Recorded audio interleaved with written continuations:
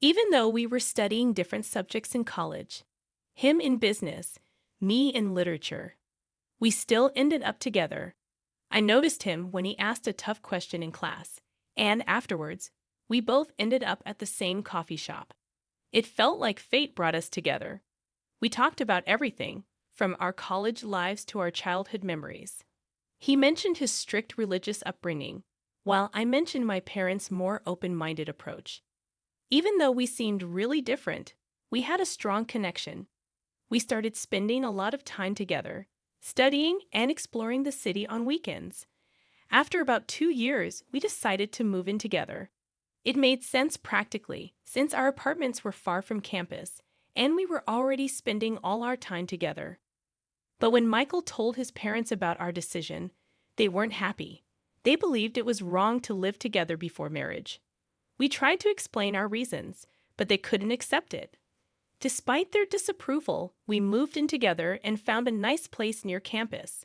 Our relationship grew stronger as time passed, but the tension with his parents was always there, like a sad song playing in the background. One evening, as we were settling into our new life together, Mrs. Davis knocked on our door, holding a pie. She said she wanted to check on us and looked around critically. I tried to be polite, saying we were doing great. She sat down and mentioned if our situation was temporary, expecting us to get married soon. Michael awkwardly told her we hadn't decided yet. As time passed, the pressure from Michael's parents started to affect us. Our carefree dates and movie nights began to feel overshadowed by the expectation of marriage. One evening, while cooking dinner together, Michael brought up the idea of having a wedding to appease his parents. I was surprised and asked if he was proposing, but he explained it was more about his parents' wishes. He suggested a ceremony without the legal paperwork, just to satisfy them. It wasn't the romantic proposal I had hoped for, but I agreed on one condition. We do it our way, small and intimate. We spent the next few weeks planning. We chose a beautiful outdoor venue, invited close friends and family, and planned a heartfelt ceremony. When we told his parents, they were surprisingly calm. Mrs. Davis raised an eyebrow at the unconventional outdoor wedding, but they accepted it. But if it means you two are taking the next step, I suppose we can support it, Mr. Davis added.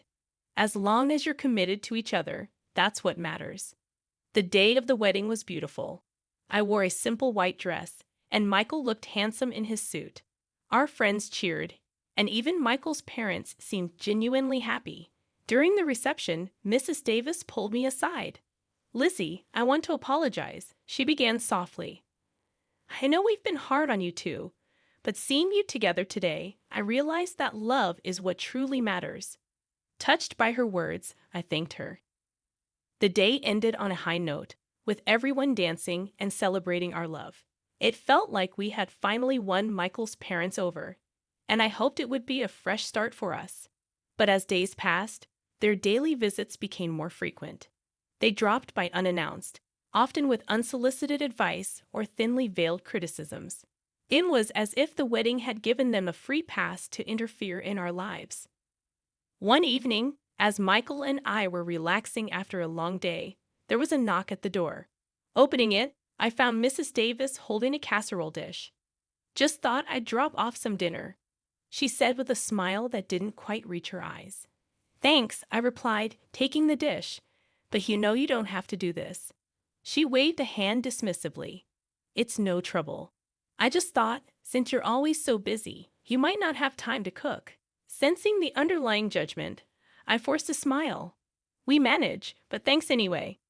As days like these became more frequent, with Mrs. Davis popping by without notice, giving unwanted advice and criticizing our decisions, it became clear they no longer respected boundaries. One evening, after a particularly trying visit, Michael and I sat down for a heart-to-heart. "Michael, this has to stop," I began, my voice trembling with frustration. "I can't live like this, feeling like I'm constantly being judged in my own home." He ran his fingers through his hair, looking equally stressed. "I know, Lizzie. It's just, they're my parents. I don't know how to tell them to back off without hurting their feelings, he replied. But what about our feelings, our peace of mind? We can't keep sacrificing that for them, I continued. A week later, we invited them over for dinner, deciding to address the issue head on. The evening started off pleasantly enough. We chatted about work, friends, and the latest news. But as the main course was served, I took a deep breath and dove in. Mrs. Davis, Mr. Davis, we invited you over because there's something we need to discuss. I began, trying to keep my voice steady. Mr. Davis looked up, his fork pausing midair. What's the matter? I exchanged a glance with Michael, who nodded in encouragement. It's about the frequent visits and, well, the constant input on our lives, I explained. Mrs. Davis looked taken aback. We're just trying to help, she interjected. Michael took over. Mom, Dad, we appreciate that you care, but it's becoming overwhelming. We need some space to live our lives, make our mistakes, and grow together. Tears formed in Mrs. Davis's eyes. After all we've done for you, this is how you repay us. Mr. Davis added sternly. It's not about appreciation. It's about respect. Respecting our boundaries and our choices, I countered. The room grew silent, the tension palpable. Mrs. Davis dabbed at her eyes with a napkin, her shoulders shaking. We just wanted to be part of your lives. I never thought it had come to this, she admitted. Michael looked torn, his loyalty divided, but he held firm. Mom, we love you, but this is our life. We need you to understand that. The evening ended with Mrs. Davis in tears, Mr. Davis looking disappointed, and an unspoken agreement that things had to change. As they left, I felt a mix of relief and dread, wondering what the future held for our relationships. Days after the confrontation, the house felt unusually quiet. The constant visits had stopped, but the silence was both a relief and a curse. Every time the doorbell rang or there was a knock, my heart would race, expecting it to be Michael's parents, but it never was. One evening, as Michael and I sat on our couch, he broached the topic. Lizzie, do you think we were too harsh? I mean, they're my parents. Maybe we overreacted. I took his hand, feeling its warmth. Michael, it's not about being harsh. It's about setting boundaries. We did what we had to do. I reassured him. I know. It's just hard. I never imagined being in this situation with them, he sighed deeply. As days turned into weeks, we began to feel the weight of our decision. There were no more surprise visits, but there were also no calls or messages. It was as if we had cut ties completely. During this period, I often found solace in browsing property listings online. One day, as I was scrolling through, a beautiful house in a neighboring town caught my eye. It had a large garden, a spacious living area, and most importantly, it was far away from our current life. Michael, come look at this, I called out. He joined me, peering at the screen. Wow, it's beautiful. But why are you looking at houses? He asked, surprised. I hesitated, choosing my words carefully. I was thinking maybe it's time for a fresh start. Somewhere new where we can create our own memories away from all this drama. He looked surprised. You mean move? Leave everything behind? I nodded. It's drastic, I know. But maybe it's what we need. We discussed it at length, weighing the pros and cons. The idea of starting anew was enticing but also terrifying. Yet the more we talked, the more it felt right. A few weeks later, we visited the house. It was even more beautiful in person, and the neighborhood seemed perfect. After much consideration, I decided to use the money I had inherited from my grandmother to buy it.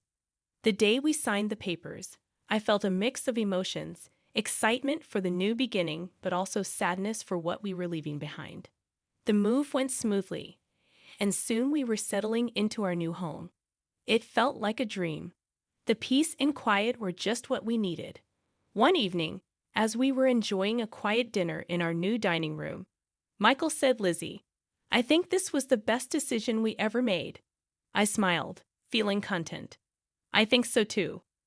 The first few months in our new home were like a dream. The mornings were quiet, filled with the chirping of birds, and the evenings brought a calm, tranquil energy. Michael and I fell into a comfortable routine, enjoying the privacy and peace that our new surroundings provided. The past seemed like a distant memory, and the attention that once surrounded our lives had all but vanished. Disappeared until one fateful day. I was in the kitchen preparing dinner when the doorbell rang. Michael went to answer it. I heard murmurs and then a familiar voice. My heart sank. It was Mrs. Davis.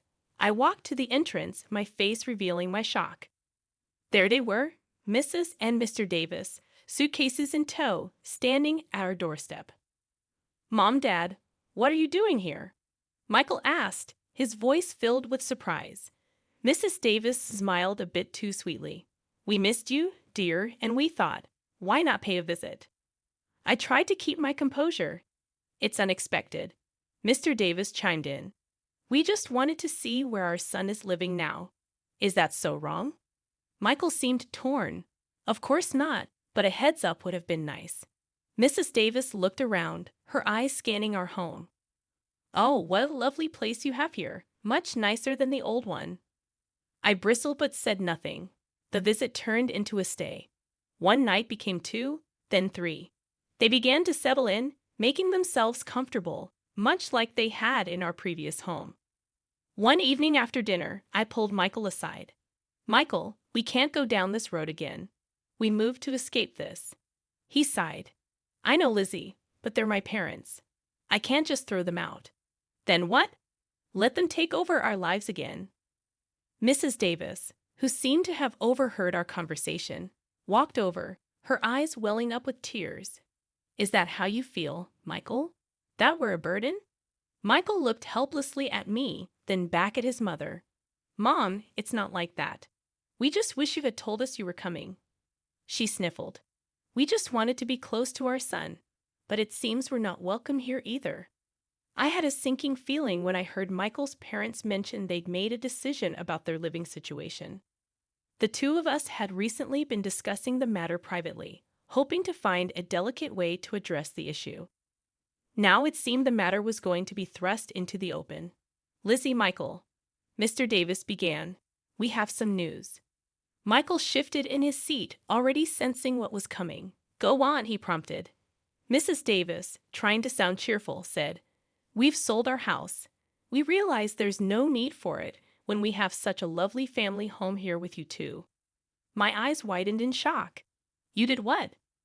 "We wanted to be closer to you both," Mr. Davis explained, looking earnest. Mrs. Davis looked hurt.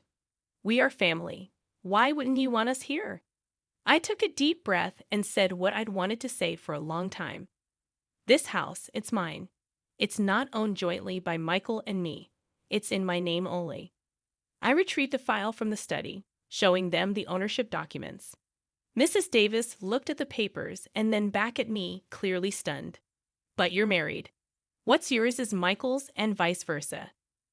I smiled triumphantly. "That's where you're mistaken. We held a wedding ceremony, yes, but Michael and I never legally married. We never signed any official documents, so technically you're not my in-laws." The weight of my words seemed to hang in the air. Mrs. Davis's face turned a shade paler, her eyes widening in disbelief. Mr. Davis looked from me to Michael, seeking some form of denial. Michael took my hand, signaling his support. "It's true, Mom and Dad. We thought you'd be more accepting if we had a ceremony. But we never felt the need to get the state involved in our relationship." Mrs. Davis began to sob. "So you deceived us, and now you're throwing us out." The room was heavy with tension after the bombshells were dropped. Michael's parents were clearly taken aback, but it wasn't long before the shock turned into outrage. "So you tricked everyone with a sham wedding, and you think that makes everything all right?" Mrs. Davis's voice had a hint of venom. Michael sighed. "It wasn't about tricking anyone. It was about the way we wanted to live our lives. The ceremony was for us and those who wanted to celebrate our love." Mrs. Davis's face turned a shade redder. "You dare defy the sanctity of marriage, live together in sin, and then mock us with a fake wedding? I've had enough," Mr. Davis declared, standing up. "Suddenly, you, young lady, are nothing but a sinner and a witch, trying to pull my son away from his family, his values. I was taken aback by the fierceness of their reaction, but I wouldn't let them intimidate me. I have not taken Michael from anyone. He's made his own choices, and it's high time you respect them. Mrs. Davis' eyes were filled with tears, but her voice was stern. Michael, come home with us. Leave this woman. She's done nothing but pull you into her web of deceit. Michael, ever the calm in the storm, replied, Mom, Dad, I love you both, but my place is here with her. She's been nothing but kind and understanding, even when you both haven't been. You can't just demand I leave her. You're choosing her over us. Mr. Davis's voice was a mix of anger and disbelief. I'm choosing to live my life on my terms, Michael asserted. The room went silent for what felt like an eternity. The air was thick, every breath heavy. Mrs. Davis's face was a mask of hurt and betrayal. Very well, she said, her voice cold. But remember this. You're turning your back on your family, on your faith, all for her. I'm not turning my back on anyone, Michael said. I just wish you'd see that. Mrs. Davis's eyes were hard, her voice bitter. Let us go, she said to her husband, not giving either of us another glance. And with that, they left, leaving behind a wake of hurt, confusion, and uncertainty. I looked at Michael, his face a mirror of my own feelings. We both knew that things had changed irrevocably, and there was no going back. A few days after the confrontation, as I was heading back from work, my neighbor, Mrs. Carlson, called out to me. She was an older lady known for her daily walks and her uncanny ability to know everyone's business. Did you hear about the Davis family not selling their house? She asked, with a knowing look. I paused, taken aback. What do you mean? She leaned closer, lowering her voice. They never put their house on the market. I heard from Susan, who heard from Janice, who works at the town's real estate office. There's no record of the Davis property being up for sale. I felt a knot form in my stomach. Were they lying to us all this time? When I got home, I shared the information with Michael. He looked shocked. I can't believe they'd lie to us. What were they trying to achieve? We both knew the answer. They wanted to manipulate the situation to their advantage. The realization was a hard pill to swallow. All this time, while we tried to understand and accommodate them, they had been playing a game. Michael sighed deeply, rubbing his temples. This changes things. It's one thing to have disagreements, but outright deception, that's something else entirely. We can't keep letting them pull us into their manipulative games, I said firmly. We need boundaries, strong ones. Michael nodded. You're right. We can't continue like this. It's unhealthy for us and for our relationship. The next day, he went over to his parents' house. He needed to confront them, get some answers. When he returned, his face was a mix of anger and sadness. They admitted it, he began, his voice heavy. They thought that if they moved in with us, we'd be a proper family again.